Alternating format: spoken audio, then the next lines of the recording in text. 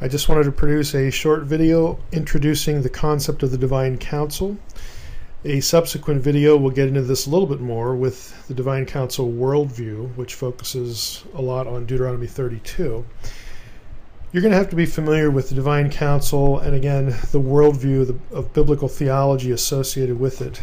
Because, again, I'm not going to be stopping to explain everything, explain this concept and what stems from it in my weekly sessions on Naked Bible Podcast. So it's going to really help if you have this in your head, you understand it, at least again to the brief extent that I presented it here, because I will build on it in those other weekly installments.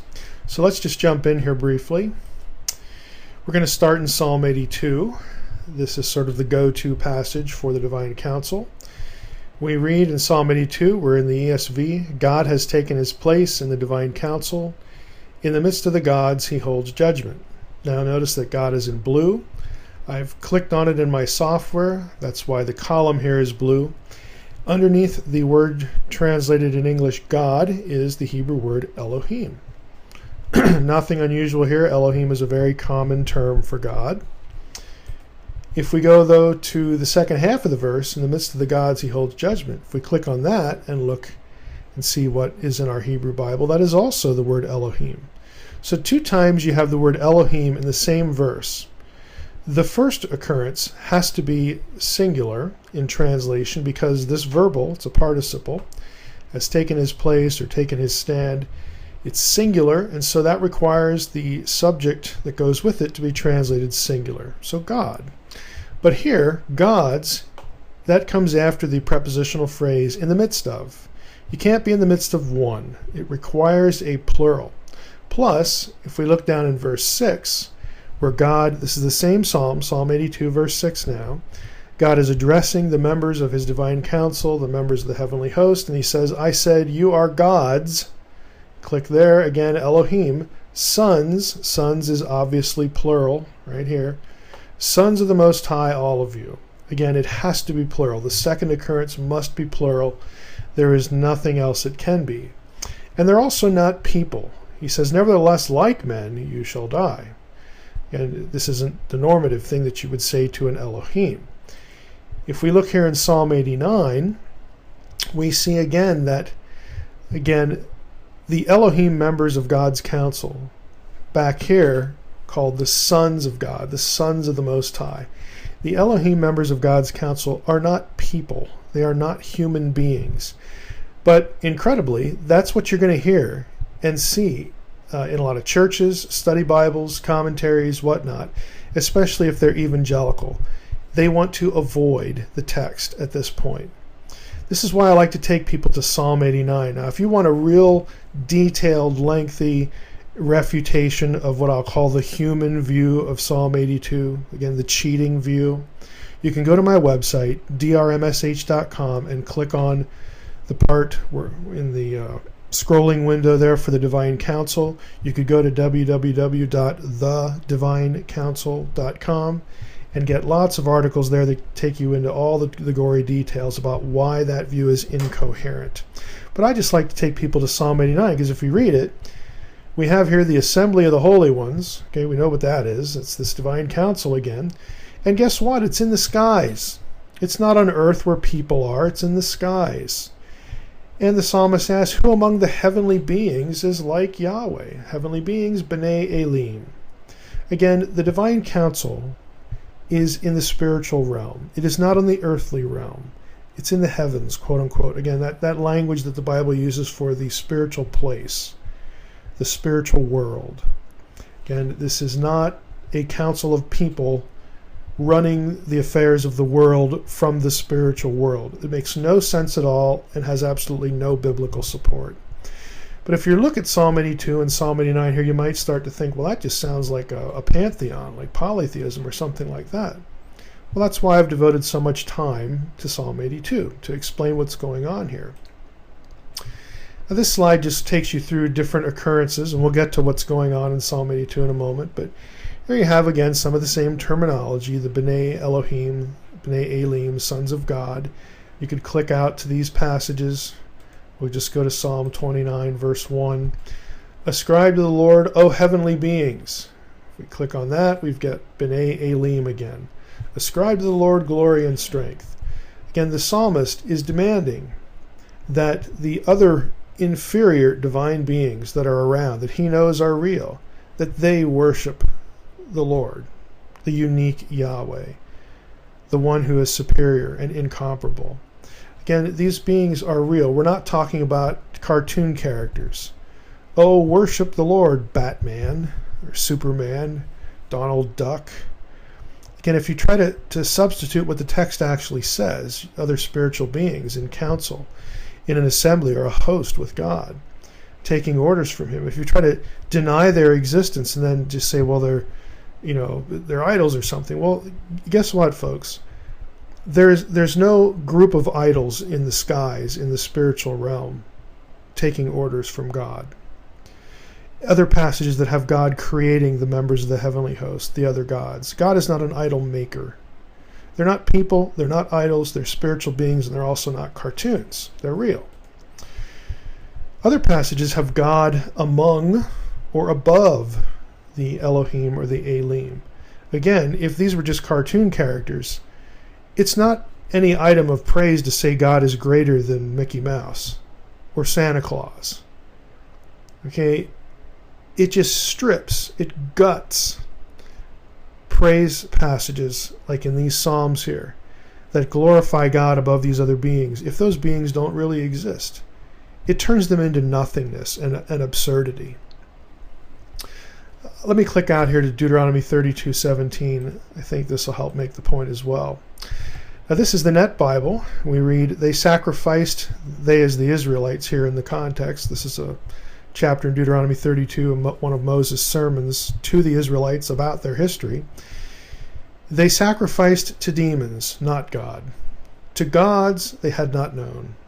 To new gods they had recently come along. Now the first two of these we have here, we have shadim, demons. Again, these were regarded as real spiritual entities. Paul in 1 Corinthians 10 quotes Deuteronomy 32:17 when he talks about demons. He believes they're real.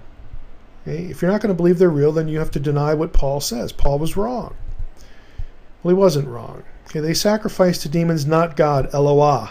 This should not be translated plural, like they sacrifice to demons who are not gods. You have other translations cheat like this. Let's just go up to, let's go to the ESV. ESV has a poor translation here. They sacrificed to demons that were no gods. If I click on this, we have Eloah, which is a singular noun. It is always singular. This is a cheating translation. Again, to get away from what the Hebrew text obviously says. So if we go back to the Net Bible does a great job with this. They sacrifice to demons, not God. There's the singular. That's what it should be. It's a singular noun. Eloah, it is always singular. Everywhere it occurs in the Hebrew Bible, including here. So they sacrifice to demons, not God. To gods, this is also the word Elohim, they had not known. So it's very clear you have these demonic entities. Again, these shadim is actually a term for like a guardian spirit. We'll talk in our next video about why that word choice occurs here. But they're real spiritual entities that are hostile to God. Again, Paul referred to them as principalities and powers. If you don't believe they're real, well then you might as well just chuck your New Testament, or at least every place that talks about the spiritual world. Okay? We're not going to cheat like that here. What about the incomparability of Yahweh, the God of Israel? I mean, what about all these statements, Mike? There's none besides me. There's none like me. Well, guess what? They're all true. The phrases are not denials of the existence of other Elohim, though. They are statements of the incomparability of Yahweh. Yahweh is different in some way, actually several ways. He is species unique among the Elohim. There are none like him. He is alone in what he is. But how do we know that?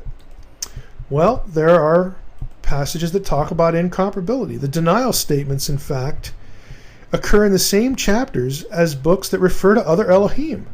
Deuteronomy 4, Deuteronomy 32. We'd only need to look at Deuteronomy 32 because we just looked at verse 17 that has the gods as real spiritual entities. Well, those same passages have God saying things like, there's none beside me. It can't mean that the other ones don't exist.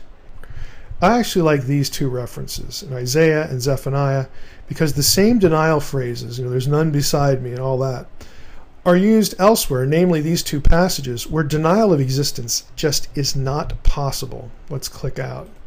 You'll see what I mean. Here we have, go up here, get the context here. We have the Chaldeans.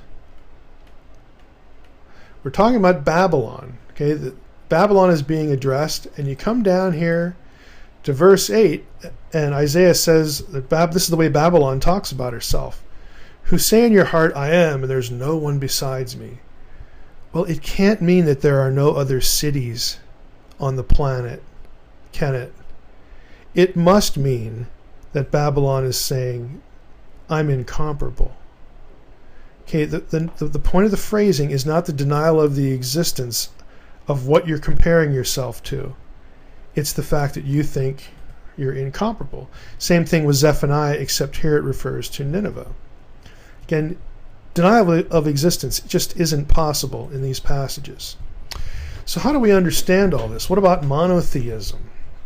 Well, what we really have here is a cultural context problem, not a theological problem. And what I mean by that is monotheism as a term was actually coined in the 17th century AD. It's a modern term that really doesn't adequately describe what an Israelite, an Orthodox worshiper of Yahweh, the God of Israel, would believe.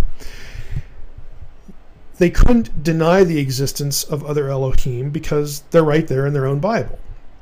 But at the same time, Yahweh was unique. There was none like him. So how do we do that? How would an Israelite who believed that Yahweh was unique, there is none like him, how would he articulate the relationship of Yahweh to the other Elohim? Well, the answer, again, to this is derivable from the text. I want to illustrate something to you first. I'll ask the question, who gets called Elohim in the Bible? Well, here's a list. God of Israel, of course, Psalm 82 and lots of other places. The gods of the divine council, we just saw that in Psalm 82. Gods of the nations like Ashtoreth, Chemosh, Milcom, they all get called Elohim in the Hebrew Bible. Demons, we saw that.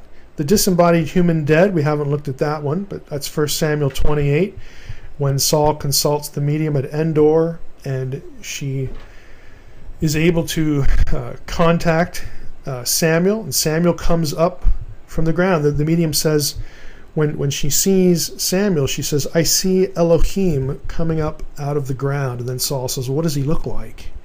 And she describes him, and he's like, yep, that's Samuel. And Saul was correct. It was Samuel. How do we know that? Because Samuel speaks the word of the Lord to him after he comes up. He's a little grumpy. Why have you disturbed me?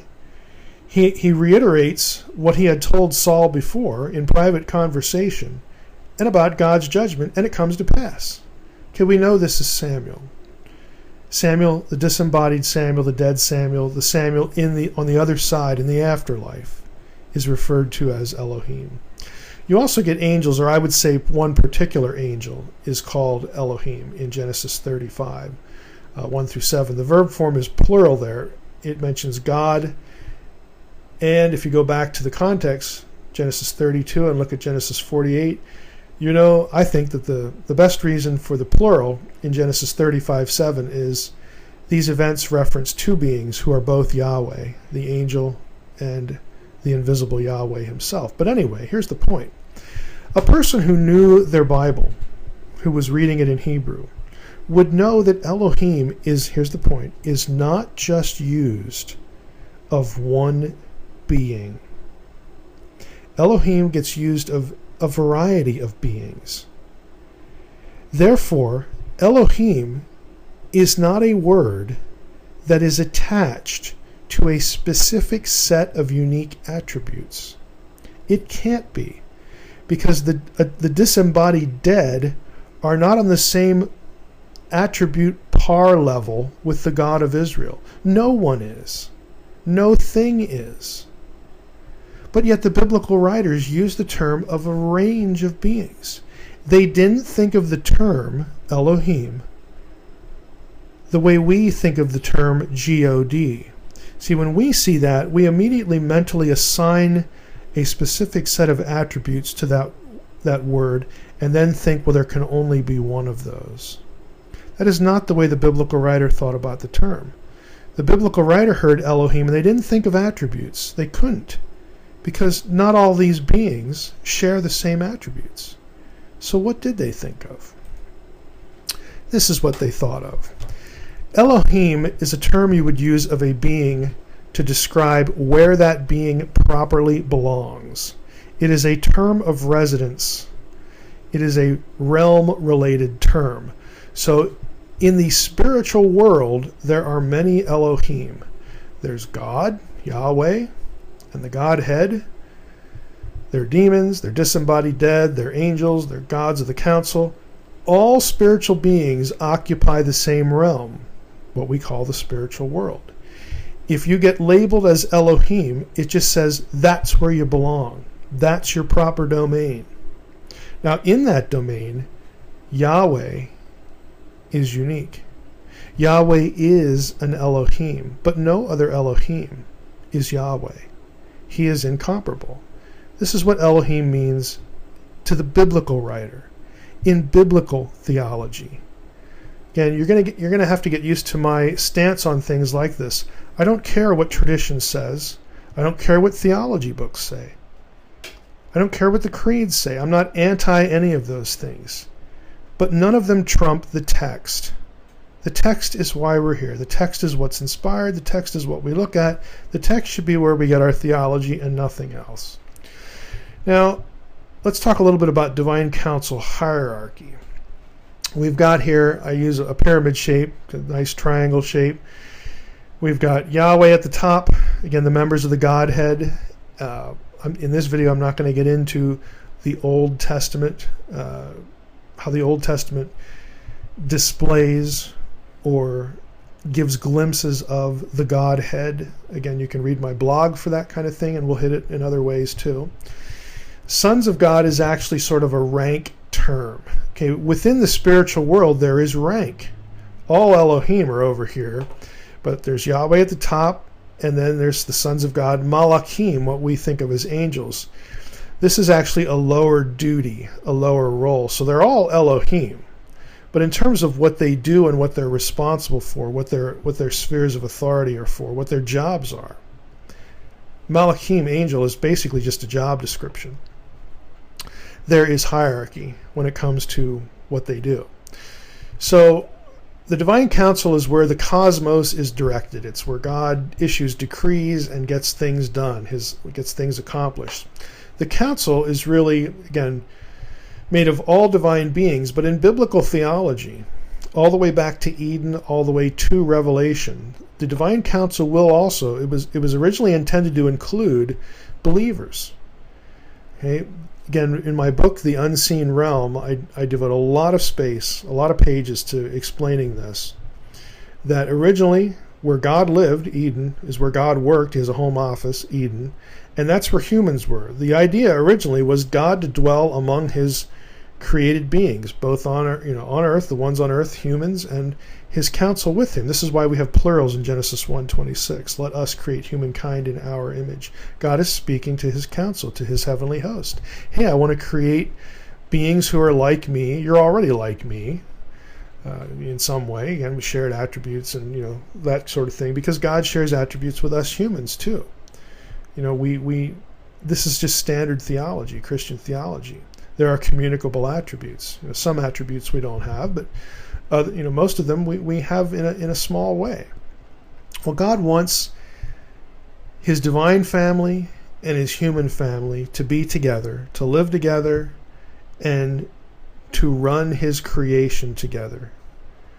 Okay, to help him run the cosmos. This was the original intent. And of course, we know about the fall and how it was ruined. But the rest of the story of the Bible is how to restore Eden. This is why the book of Revelation ends with Eden again. And all these descriptions in the New Testament about believers, as many as received him, to them he gave the authority to become the sons of God. Well, the language is not accidental. Being a child of God is to be a member of God's family, which by definition means being a member of God's business, okay? What God is doing. So the council will ultimately include glorified, divinized, or angelified, these are terms you read in the academic literature, believers. And everybody's going to have their duty. You know, this whole notion about, heaven is going to be a place where we sit around on clouds and play harps. It's just nonsense. It's not biblical at all. What we'll be doing is helping God run the new Eden, which is the entire earth, and enjoying it as originally planned. We'll have lots to do, lots to see, lots to experience. And where we get our notions is just somehow, I think, just silly. Some of the things that we think about. We're not rooted in the text. Now, there are some council members who rebel. We learn that from Deuteronomy 32, Psalm 82, of course, Genesis 3. We have a divine being there who's in rebellion to try to get rid of humanity by having humanity sin. Again, we know all this. This is why we get Shadim, really. Again, get a little ahead of ourselves, but I'll just mention it. Shadim is sort of a territorial guardian entity. Okay, and it's a geographical term, and we're going to see why in our next video, but it has a lot to do with how God views the earth, specifically after the Babel event. It's also why Pauline vocabulary is geographically rooted. Thrones, principalities, powers, these are all geographical rulership terms. This is not accidental. Divine governance. Okay, well, what about the council? What do they do now? There's shared decision making in the divine council. If we go to 1 Kings 22, they're not just sitting up there admiring God, even though I'm sure they could do that, but they have jobs to do. So this is the account of Micaiah, the prophet, again with Jehoshaphat, trying to decide, should I go up with Ahab, into this particular battle? And, they bring the prophets out and they all say, oh yeah, go up, you're going to win. And, Ahab, of course, doesn't trust his own prophets. Jehoshaphat has enough sense to ask, hey, isn't there a prophet of Yahweh around here somewhere? And Ahab says, yeah, there is, but I hate him because he never tells me anything I want to hear. And so they summon Micaiah, and Micaiah, sort of mocks him. He tries to make it sound, he mimics the previous prophets, the false prophets. Oh yeah, go up there, you're going to do great. And the king of Israel says to Jehoshaphat at that point, didn't I tell you he would not prophesy good concerning me, but evil? He knows Micaiah is lying. He knows he's just being uppity, sarcastic. And Micaiah said, therefore hear the word of the Lord. Okay, I'll tell you what's really going on. I saw the Lord sitting on his throne, and all the host of heaven standing beside him on his right hand and on his left. And the Lord said, who will entice Ahab, that he may go up and fall at Ramoth Gilead? And one said one thing, and another said another. Then a spirit came forward and stood before the Lord and said, I'll entice him. What's God's response? The Lord said to him, by what means? And he said, I will go out and I'll be a lying spirit in the mouth of all his prophets. And then God replies, God says, you are to entice him and you shall succeed. Go out and do so. Now this gives us a little mirror into how God runs things. Does God need help? No. But he uses the beings he's created. Think about yourself. Think about us. Think about the church. Think about believers. Does God need us for evangelism? Does God need us to do anything? No, but he wants to use us because we're created like him. Again, this was the original intent, to work for God, work with God. It's not a question of need. It's a question of this is what God wants. This is the way he wants it. And so you have a glimpse in 1 Kings 22 of how God runs things. God has decreed that Ahab is going to die. It's time for Ahab to go. And then he allows these lesser spirits, members of his heavenly host, to decide how to do the job. There's no question that Ahab's going to die. It is time for him to go. But God says, how do we want to do this? Now, if he would have heard a terrible idea, he would have said so. Well, that isn't going to work, because God knows all things real and possible. But one steps forward, and God allows him to participate. He says, I have an idea, let's do this, this, and that. And God says, yeah, that'll work. Go get it done. Again, not everything is decreed in stone. Okay, we'll come back to that thought. You get another instance here, divine participation by lesser beings in Daniel 4. We have here, let me make this a little smaller so we get a little more text on the screen. 4:13, we have here, I saw in the visions of my head as I lay in bed, and behold, a watcher, a holy one, again, one of these spiritual beings, come down from heaven. He proclaimed loud and said, let's chop down the tree and lop off its branches. This is Nebuchadnezzar's vision of this tree. And he wants to know what his dream means. If we go down here, let's see here. We have a watcher and a holy one. Verse 17 says, when he tells him what it means, let his mind be changed from a man's, let a beast's mind be given to him. Nebuchadnezzar is going to go insane for a little bit, 7 periods of time. And look at verse 17. The sentence is by the decree of the watchers, the decision by the word of the holy ones. So they had a part in coming up with this decree, coming up with this plan. Well, what's the point? To the end that the living may know that who rules, that the Most High rules the kingdom of men. I mean, they didn't arrive at this decision independently of God. I think it worked like 1 Kings 22 does. God decides something, time to punish Nebuchadnezzar. What are we going to do? What do we think is appropriate? And he gets some ideas, not because he needs them, but because this is the way God wants it to work. He likes using his creatures. He likes using us. He likes using divine beings too, who work for him. The sentence is by the decree of the watchers, plural. Decision by the word of the holy ones, plural. Why? So that the Most High can be glorified. If we go down here to verse, let's see here, right here. In verse 24 it says, it's a decree of the Most High. So here we see the other side of the coin. Again, God decrees, but yet his divine beings, the members of his council, have a genuine participatory role. We say, well, I thought everything was predetermined. No, I'm sorry, but it's not. I shouldn't even have to show this passage, because if you just think about the phrase, very familiar to theology books, I want to say almost universally, but God knows all things, real and possible.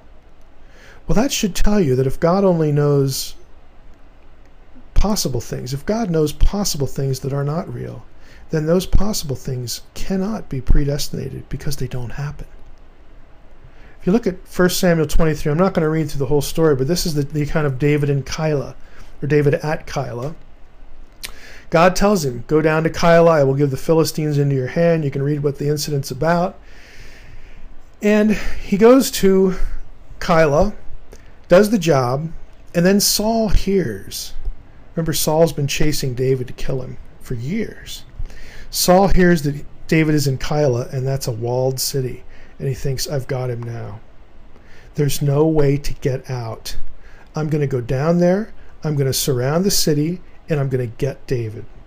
Well, somebody, again, we're not told how Saul finds out, and we're not told how, necessarily what the chain of information is, but someone gets wind of that Saul is coming down to Keilah, goes and tells David, and then David needs to talk to God. So David knew that Saul was plotting harm against him, and he said to Abiathar the priest, bring the ephod here. Again, that's the tool by which they would communicate with God, among other things, like Urim and Thummim. This is probably what the ephod means. The Urim and Thummim was in the priestly garment, the high priestly garment. Then David said, O Lord, the God of Israel, your servant has surely heard that Saul seeks to come to Keilah to destroy the city on my account. Will the men of Keilah surrender me into his hand? Will Saul come down as your servant has heard? Oh Lord, please tell me. And the Lord said, yep, he will come down. Then David said, will the men of Keilah surrender me and my men into the hand of Saul? And the Lord said, you bet, they will surrender you. So what does David do then? Verse 13, he leaves. He gets out of Dodge. He gets out of Keilah. Now, do you realize what happened here?